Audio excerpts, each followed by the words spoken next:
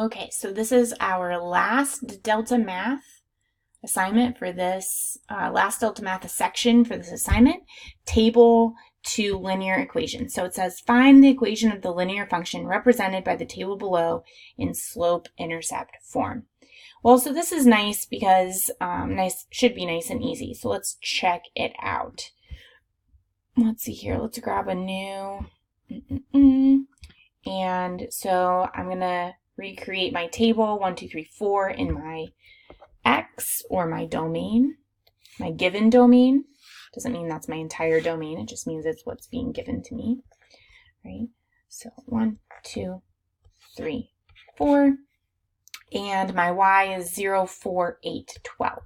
All right, 0, 4, 8, and 12. Okay, let's see here. So they want me to write, Delta Math wants me to write an equation in slope-intercept form. So first of all, I have to remind myself, what is slope-intercept form? Y equals mx plus b, where m is the slope, and b is my y-intercept. All right, so in the previous Delta Math that we were doing where you're writing the equation from the table, they gave us our y-intercept in the table, right?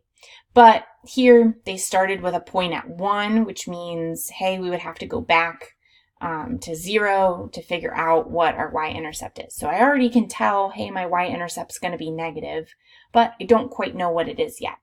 So in this instance, we really need to find our slope first, okay? And we could do that using any 2 points in our table, right? So I could actually just grab 3, 8, and I could grab 4, 12, and I could use that trick of subtracting down, right? 3 minus 4 is -1, 8 minus 12 is -4. I know my slope is my change in my y's divided by the change in the x's, so -4 divided by -1, which equals +4, right? And that makes sense because as I go up by 1 in my table, I am increasing by 4 in my y's, right? So my slope is 4 over 1. All right, so y equals 4x, and I don't know my y-intercept yet. Okay, so we could do a couple of things, right?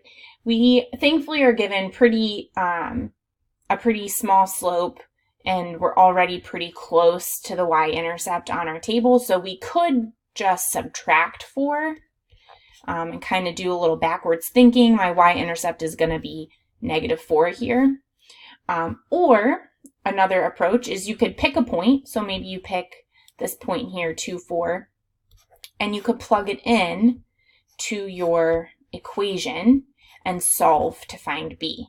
And this works a little bit nicer if you maybe are not given a table that's so close to your y-intercept already, right? So 4 times 2 is 8, right? And I know, hey, I got to get it away from my b, so I'm going to subtract 8. If I do it to one side, I have to do it to both sides of my equal sign, so I have -4 is equal to 1b, right? Which is what we already knew. So our equation, our final answer is going to be y equals 4x plus -4. Okay, go head on over to Delta Math.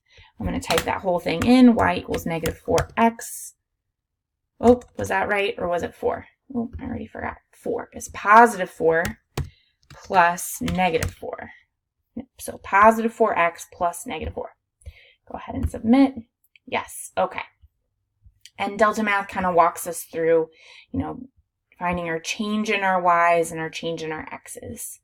Okay, and dividing and then finding our y-intercept from there. Okay, let's see if they throw any curveballs at us. Not really. Everything's pretty straightforward, and you can use those same strategies that we talked about. Where you're doing backwards thinking, that's fine. Or if that's hard for you, you can do plugging in.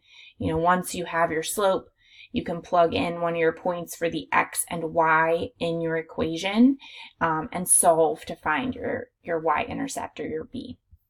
And I think that wraps us up. So if you have any questions, send me an email. Otherwise, I will see you in class tomorrow. Thanks so much.